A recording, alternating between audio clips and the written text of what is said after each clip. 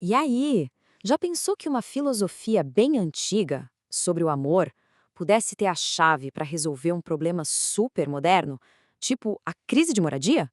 Pois é, hoje a gente vai mergulhar exatamente nisso, numa ideia poderosa que transforma o amor de um simples sentimento em uma verdadeira força de ação. Ok, vamos começar do começo. Tudo parte de um conceito que é o motor de todo o resto, o tal do dinamismo do amor. E é super importante entender uma coisa aqui. Não estamos falando de um sentimento passivo, sabe? Tipo o amor romântico de filme. As fontes descrevem isso como uma força ativa. É um processo mesmo, de se descentralizar, de tirar o foco do nosso próprio umbigo e colocar das necessidades dos outros. E olha, essa frase ilustra a ideia de um jeito brilhante. É um movimento para fora, sabe? Se afastar do interesse próprio e ir em direção à comunidade, ao serviço. Tá, mas se existe essa força que nos move para fora, o que acontece quando a gente simplesmente ignora ela? Pois é, as fontes são bem claras. A gente cai no que chamam de cultura da indiferença. E tem uma parábola famosíssima que mostra isso perfeitamente. Agora, o que é mais fascinante nesse contraste todo? O problema do homem rico não era ter dinheiro. O pecado dele, na verdade, era a cegueira total para o sofrimento que estava bem ali, na porta dele. Essa interpretação moderna que a gente encontra nas fontes conecta essa parábola antiga com o nosso dia a dia. A indiferença não é só tratar as pessoas de forma injusta, é tratar como se fossem descartáveis, como sobra mesmo.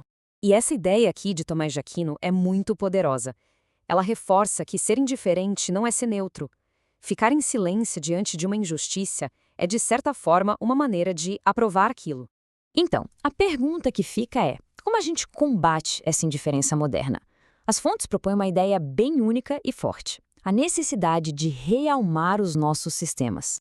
Realmar. O que é isso? Basicamente, é colocar uma alma de volta na nossa economia. É um chamado mesmo, para a gente mudar os nossos valores, sair do lucro pelo lucro e ir para a dignidade humana. E para isso, as fontes destacam 3 desafios bem específicos apresentados pelo Papa Francisco, que são o caminho para realmar o mundo. Primeiro, dizer não a uma economia que exclui. Segundo, não transformar o dinheiro num ídolo. E terceiro, garantir que o dinheiro sirva às pessoas e não o contrário.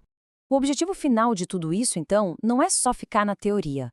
É um plano prático para a gente conseguir superar o que as fontes chamam de globalização da indiferença e construir uma sociedade com um senso de comunidade e de cuidado mútuo de verdade. Certo? Mas como tudo isso funciona na prática?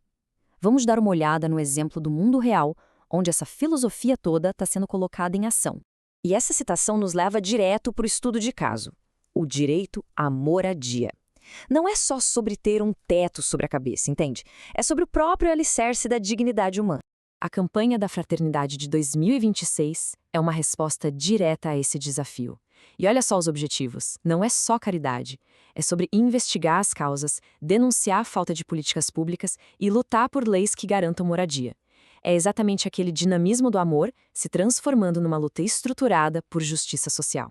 E isso nos leva à nossa conclusão, que é crucial e dá um novo significado para a ideia de multiplicação e partilha. Chegamos então na ideia filosófica da verdadeira multiplicação. As fontes sugerem que o maior milagre não é criar pão do nada, mas sim inspirar as pessoas a partilharem o que já têm. A verdadeira multiplicação acontece quando a solidariedade consegue quebrar a barreira da indiferença. E isso nos deixa com uma reflexão final. O que se torna possível quando a gente transforma o princípio da partilha, que é algo abstrato, na realidade bem concreta de um lar? Fica aí a pergunta.